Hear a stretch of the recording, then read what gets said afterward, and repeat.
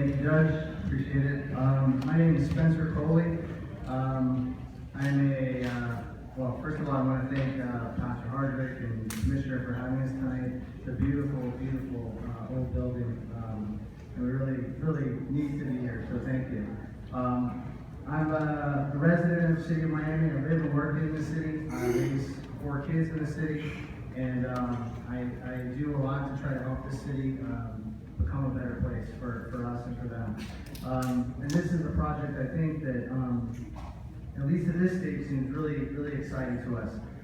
Looking at the stadium location here, I think most of you all are familiar with the different neighborhoods and the specific location of the stadium, but just to go through it for those of you who aren't familiar, right now we're in the church right down about here, and the stadium is going to be located up here between 6th and 7th Avenues and 6th and 8th Street. It's in a really interesting area, and we think it's interesting because it's in sort of a convergence of 3 different districts or neighborhoods of the city of Miami. Obviously, we're located within Overtown proper, east of 7th Avenue, but we're also very close to Spring Garden. And Spring Garden is a really great neighborhood. It's a historic neighborhood, and of course, we're close to the Miami River and all of the different components that the Miami River has to offer the city. So, you all know about the, go ahead, Overtown. You can go to the next slide. Spring Garden, of course, and then the Miami River District has, all of these different districts coming together where our stadium location is. We think makes for a very exciting sort of area. Go on to the next slide.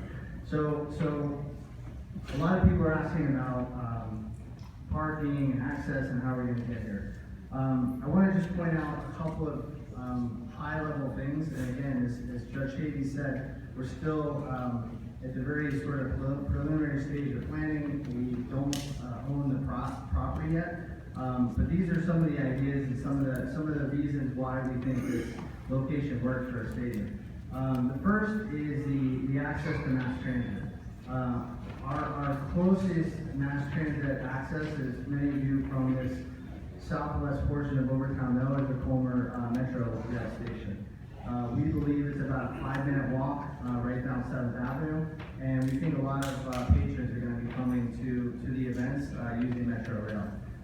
Further east, a lot of you may be familiar with the Wilkie Ferguson Metro Mover Station, of course the Government Center Transportation Hub, which has both Metro Rail and Metro Mover, and then the new All-Aboard Florida Station, which is going to have not only the Bright Line coming from Orlando, but also Tri-Rail from Palm Beach County.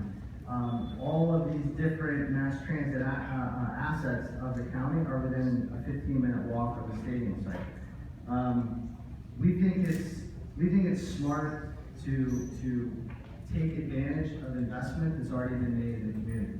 These assets of the county, these public transportation facilities are not optimally utilized yet, and we think that by locating a stadium here, taking advantage of them, it's a good thing for the community, it's a good thing for our stadium.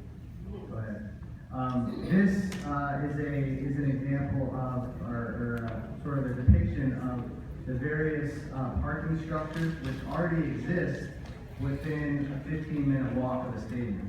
By our count, there's about 12,500 spaces within a 15-minute walk.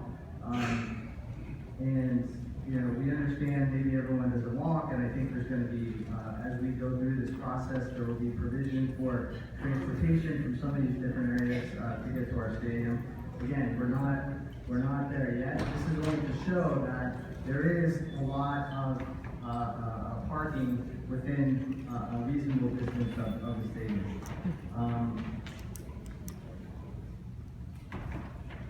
This is the final sort of depiction of one of the different ways we hope to get people to the stadium, which is through a water taxi or a river ferry. Most of you know Lewis Park, right down the road. It's a not optimally utilized city asset, I would say. We think there's an opportunity to taxi service. The boat show's coming to town. They're really trying to use that to get people out to Virginia Key. We think it could be very successful. It's not going to bring everybody to the stadium. Okay, we know that. It's not the only mode, but it's a piece of a solution that I think will help get a lot of different people and fans to the stadium. Of course, once they disembark from the vessel in Women's Park, they have a nice walk up North River Drive past the various restaurants in the neighborhood, Garcia's, Casablanca, and Sea Spice, and then right up to the stadium. Again, we think that the opportunity to get people on the water, walking through the community, is a good thing for us and for the community. Go ahead. This last slide is just sort of a depiction of the current site conditions. One of the pieces of property is owned by the Miami-Dade County Water and Sewer Department. That's the one you see in the upper right corner. Before we even considered this site seriously, as many of you have probably read, the site of the Marlin Stadium was under consideration. Before we considered this site, Water and Sewer Department was getting ready to divest themselves of this property. They had begun to perform environmental studies to understand what types of remediation they would need to do in order to divest themselves of it. And so we think we're coming in at a good time and sort of helping the county solve a problem that it was trying to address even before we came here. There's two other properties that are part of this assemblage. Down at the bottom right-hand corner, you'll see the northern piece of property. It's between 7th and 8th Street and between 6th and 7th Avenue. Currently, it's used for short-term cruise ship parking. So if people are coming from somewhere, they don't want to park at the port, they don't want to park downtown, they want a little bit of a cheaper parking solution, they come here, they park, they pay $5 or $10, and then their shuttles will take them over to the port. I think it's important to emphasize we're not suggesting that we would displace anyone from their homes, from their places of business.